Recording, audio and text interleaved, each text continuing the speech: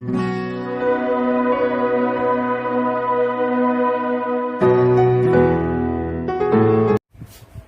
Friends, this is me मंजिल। आज हम लोग बात करने वाले हैं बहुत ही इंपॉर्टेंट टर्म्स के बारे में। सिर्फ 5 मिनट लूंगा। 5 मिनट में आपको सारा वो बिजनेस का सारा बहुत ही इंपॉर्टेंट टर्म्स आपको क्लियर करा दूंगा। बस बने रहिए मेरे साथ, देखते रहिए मेरे साथ। हमारा जो टॉपिक है आज का समझने वाला बेसिक अकाउंटिंग टर्म्स में, जिस प्रकार से हम लोग अकाउंटिंग टर्म्स करते आ रहे हैं, बेसिक अकाउंटिंग टर्म्स, उसमें से ये सारा टॉपिक से आज हम लोग कवर करने वाले टॉपिक गुड्स है, स्टॉक है, types of stock in case of manufacturer. तो सबसे पहले गुड्स। गुड्स मतलब कुछ नहीं है दोस्तों, कपड़ा विक्रेता के कपड़ा बिजनेस गुड्स है, एक जूता विक्रेता के लिए जूता बिजनेस गुड्स है, एक स्टेशनरी विक्रेता के लिए स्टेशनरी उसका गुड्स है, उसका बिजनेस गुड्स है। एक कपड़ा विक्रेता कपड़ा बिजनेस गुड्स हो गया, एक इलेक्ट्रॉनिक मोबाइल विक्रेता के लिए मोबाइल बिजनेस गुड्स हो गया, एक फैन विक्रेता के लिए फैन बिजनेस गुड्स, एक स्टील विक्रेता के लिए स्टील बिजनेस गुड्स हो गया। दोस्तों, बिजनेस गुड्स वो सारा चीज होता है जो हम लोग सेल करने के लिए परचेस करते हैं, जो हम करते हैं सेल करने के लिए, रीसेल के लिए, वो सारा गुड्स होता है दोस्तों। ठीक है, वो सारा गुड्स है।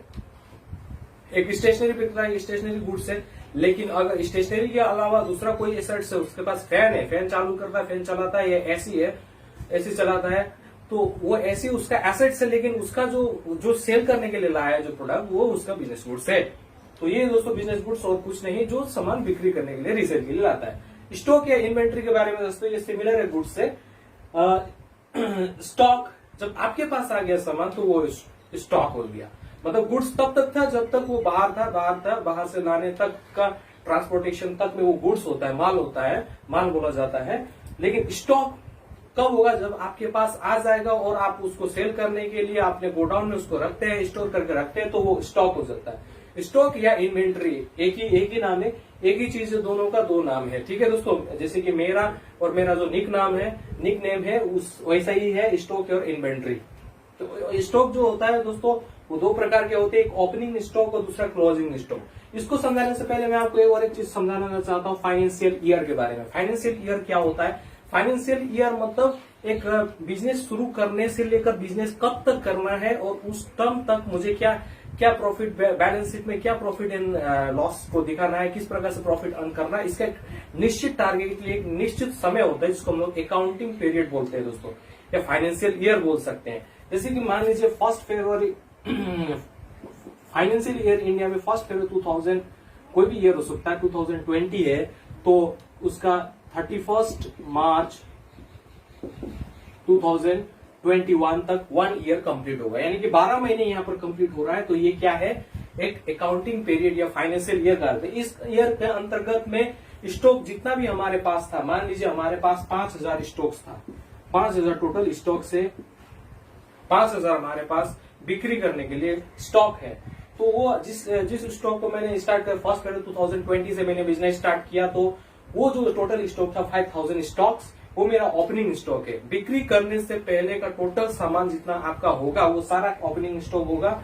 और बिक्री करने के बाद, मतलब फाइनेंशियल ईयर कंप्लीट होने के बाद आपका जितना सामान, मान लीजिए 55,000 स्टॉक्स हमारे पास था, ओपनिंग स्टॉक था, लेकिन 50 स्टॉक हमारे पास बचा क्लोजिंग स्टॉक में 31 मार्च 2021 में। तो वो हम लोग को क्लोजिंग स्टॉक कहते हैं उसको, जो हमारे पास सामान बना।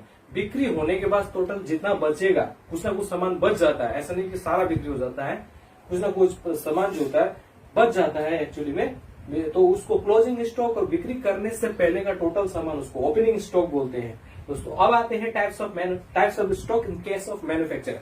दोस्तों, आज हम लोग जो भी चीज पहने हैं, जो भी चीज कपड़े वगैरह, मोबाइल फोन हो गया, टीवी हो गया, रेफ्रिजरेटर हो गया, एसी हो गया, या फिर टेबल फैन, सीलिंग फैन, कोई भी चीज इलेक्ट्रॉनिक गैजेट्स हो, या छोटा से छोटा चीज हो, एक माचिस की तीली से लेकर हर चीज मैन्युफैक्चरिंग होती है, बनाया जाता है। उसको बनाने वाला एक कंपनी होता है, जिसको मैन्युफैक्चरिंग कंपनी या प्रोडक्शन कंपनी बोलते हैं।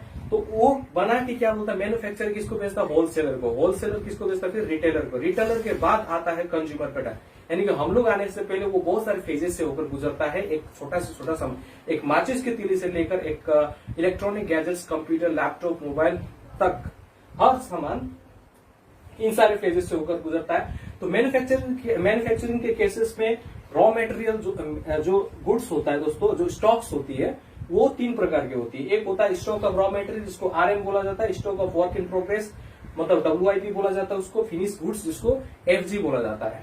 तो ये 3 प्रकार के प्रोडक्ट्स, 3 प्रकार के स्टॉक्स होते हैं मैन्युफैक्चरिंग के केसेस में। कैसे? मैन्युफैक्चरिंग के केसेस का सिंपल एग्जांपल दे देते हैं कि एक जैसे कि आप रोटी बनाने के लिए क्या करते हैं, आटा करते हैं, पानी लगाते हैं उसमें और बनाते हैं और मिक्स करते, उसको क्या किया जाता है, मिक्स किया जाता है और उसके बाद बनाया जाता है। तो इस केसेस में जो आटा हो गया, जो पानी हो गया, वो क्या हो गया, रॉ मटेरियल है, उसको रॉ मटेरियल बोला जाता है। अब आटा और पानी को मैंने मिक्स कर दिया, वो क्या हो गया, एक बार क्या हो गया, stock of work in progress, यानी कि वो WIP मटेरियल हो गया।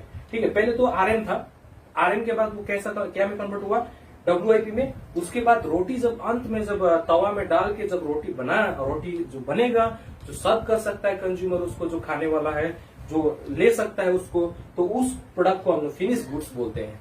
तो ये सारे केसेस में एक घर बनाने के लिए भी जो रेती, जो स्टील, जो ईंट, जो सीमेंट, ये सब रॉ मटेरियल है।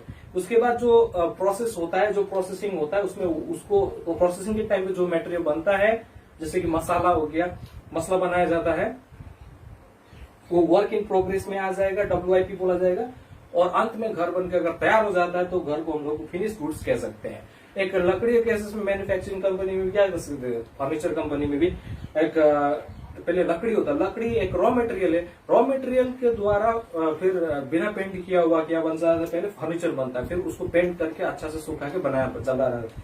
तो वो जो फर्नीचर बना वो WIP है, जो अब अंत में जब वो कलर्स वाला पेंट करके अच्छा से उसको डिजाइन कराया जाएगा फर्नीचर को, उसके बाद जो फर्नीचर बाजार में सेल करके कंज्यूमर यूज करने तक का लायक का बन जाएगा, तो उस वाले अंतिम प्रोडक्ट को हम लोग फिनिश गुड्स यानी कि FG बोला जाता है दोस्तों। तो यही है, आज मैं यही समझाना था कि गुड्स स्टॉक्स और types of stock in case of manufacturing क्या क्या होता है, वो मैंने समझाया। ये सारी चीजें बातें आप लोग को समझ में आई होगी दोस्तों। नहीं आई है तो वीडियो एक बार फिर से देखिए, रिव्यू कीजिए, उसके बाद हम लोग मिलते हैं अगले वीडियो में। तब तक के लिए goodbye and take care, thank you.